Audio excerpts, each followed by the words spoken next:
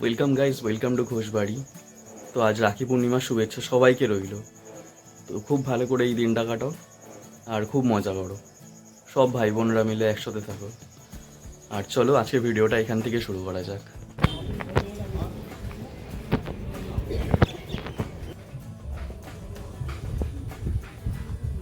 মার এদিকে হচপচ বানানোর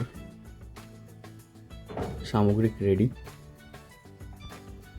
মা, হচপচ মানে কি জানো তুমি? হসপচ না, হচপচ। সকালের ব্রেকফাস্টে পিনাট বাটার দিয়ে রুটি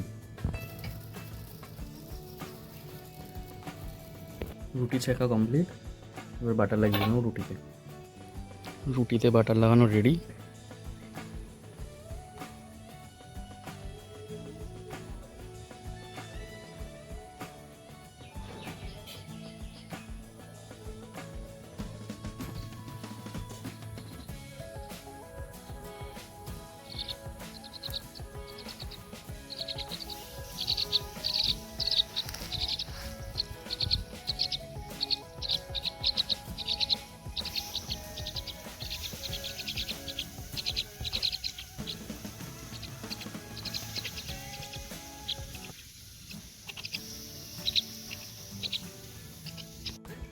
খুব সুন্দর রোদ উঠেছে আজকে। এই লঙ্কা গাছগুলোতে ফাঙ্গাস লেগে যাচ্ছে, তো তার জন্য একটা কিছু ব্যবস্থা করতে হবে। আমাদের ঘরে ফাঙ্গিসাইড আছে, তো ওটা স্প্রে করে দিলে আশা করি ঠিক হয়ে যাবে। কারণ আগের গাছটাতে এরকমই হয়েছিল, ওটা তো স্প্রে করে দিয়েছিলাম, তারপর দেখো পাতাগুলো ঠিক হয়ে গেছে। তো আশা করছি এবারও এটা ঠিক হয়ে যাবে। খারাপ অবস্থা পাতাগুলোর।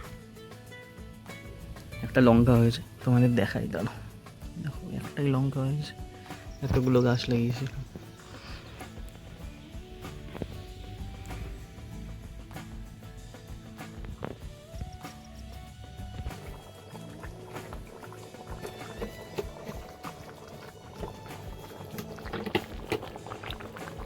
একটু দেখে আসি জল এসছে কিনা।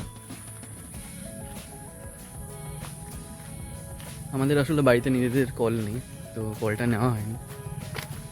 নেবো কটা দিন পরে আসলে, তো তার জন্য রাস্তার কল থেকে জল নিতে হয়। দেখে এলাম, এখনও জল আসেনি। মনে হয় 12টার সময়, 12টা নাগাদ 1টা নাগাদ জল দেবে, তখন যাবো একবার দেখি। একটু হচপচ টেস্ট করার পালা, দেখি কেমন হয়েছে। আজকে যেহেতু শনিবার, তার মধ্যে পূর্ণিমা, তো তার জন্য মাকে বললাম মা একটু খিচুড়ি রান্না করো। তাই মা আজকে খিচুড়ি রান্না করলো।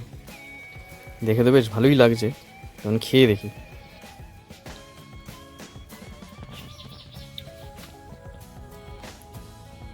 এই যে স্পেশাল মশলাটা দেখছেন বন্ধুরা, এটা মা বাড়িতেই বানিয়ে রেখেছে।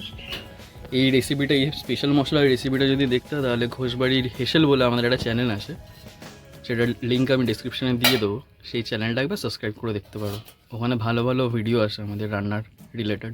প্রথমে তো ভেবেছিলাম এই রোদের মধ্যে স্প্রে করতে পারবো না, পসিবলই না।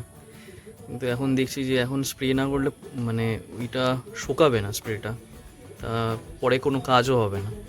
তার জন্য এখন স্প্রে বোতলটা নিয়ে নিয়েছি। এই স্প্রে বোতলটা আমি কিনেছিলাম অ্যামাজন থেকে, তো 2 লিটারের স্প্রে বোতলটা খুব ভালো। আপনারা চাইলে আপনারাও ইউজ করতে পারেন যারা বাগান করেন বাড়িতে। তো চলো স্প্রেটা দিয়ে দিই।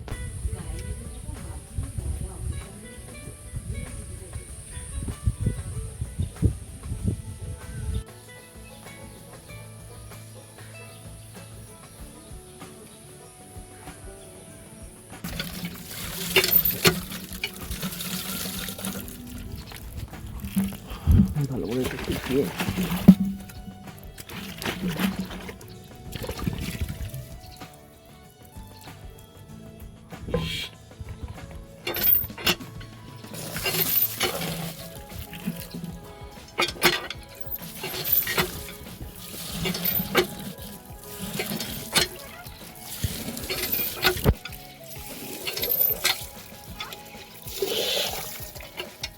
জল ভরে নিয়ে চলে এসেছি। এবার ফাঙ্গিসাইডটা ঢেলে দেবো।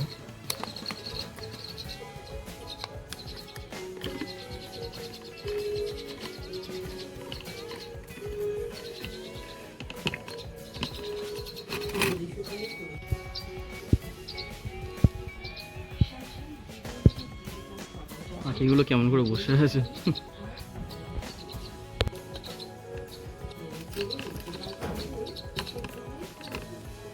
একটু নাড়িয়ে দিতে হবে।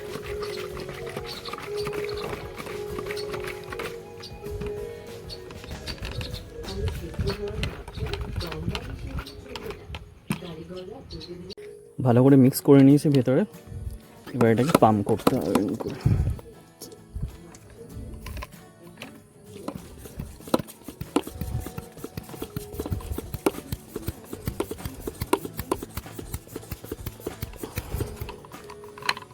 স্প্রে করে দিলেই ব্যাস হয়ে যাবে।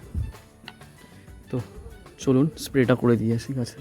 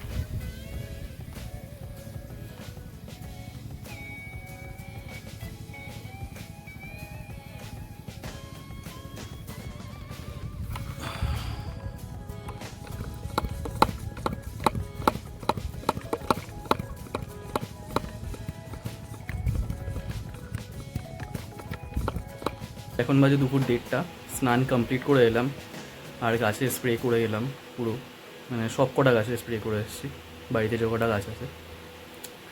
তো এখন লাঞ্চ করে নেবো, চলো। দুপুরের লাঞ্চে খিচুড়ি, কাঁকরোল ভাজা, পটল ভাজা, বেগুন ভাজা। বেগুনটা বেশি কালো হয়ে গেছে। চলো খেয়ে নিই। খিচুড়ির তো আগে রিভিউ দিয়েছিলাম, দারুণ হয়েছে খিচুড়িটা। তো এখন বাজে বিকেল 5টা। দেখো বাইরের ওয়েদারটা কত সুন্দর লাগছে, পুরো ঠান্ডা ঠান্ডা, মনে হচ্ছে কোথাও বৃষ্টি হয়েছিল। তাও এখন একটু গরমটা কম লাগছে।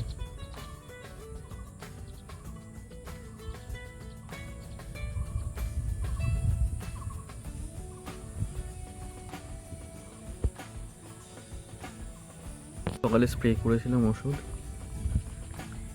এখন স্প্রেগুলো প্রায় শুকিয়ে এসছে।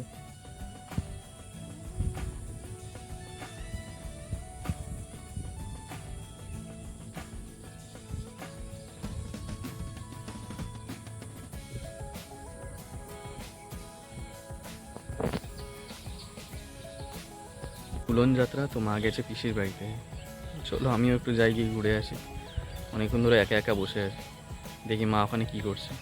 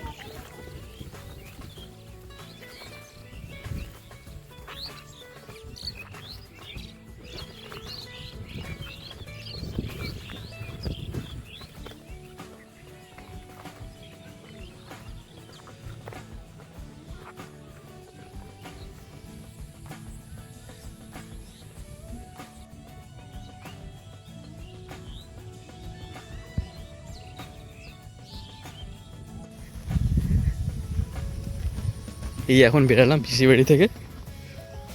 তো ওরা কেউ ঝুলন সাজায়নি, তাই দেখাতে পারিনি, কিছুই সাজায়নি। ওরা শুধু মানে ঠাকুর, কৃষ্ণ ঠাকুর, রাধা কৃষ্ণ ঠাকুর পেতেছে, ব্যাস ওইটুকুই। ওরা কেউ ঝুলন সাজায়নি, তাই দেখাতে পারলাম না। আমি ভেবেছিলাম হয়তো ঝুলন সাজিয়েছে। তো বাড়িতেই যাচ্ছি এখন।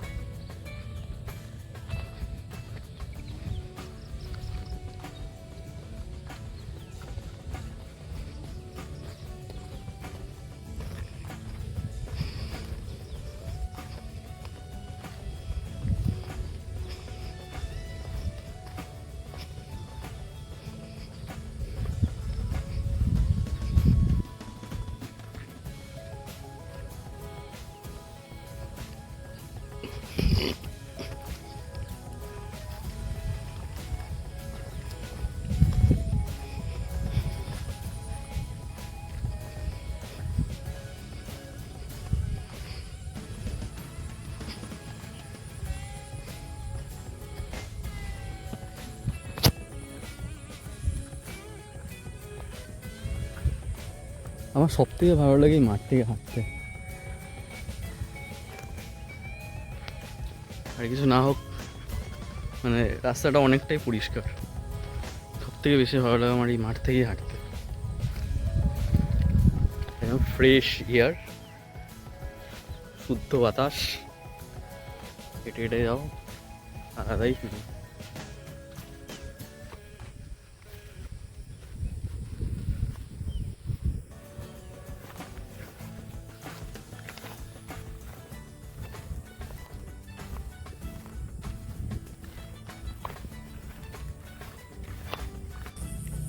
কত ফুল ফুটেছে, এগুলো হলো ঝিঙ্গা গাছের ফুল। সন্ধ্যেবেলাই ফোটে বেশি এই ফুলগুলো, সকালে ফুটতে দেখি না।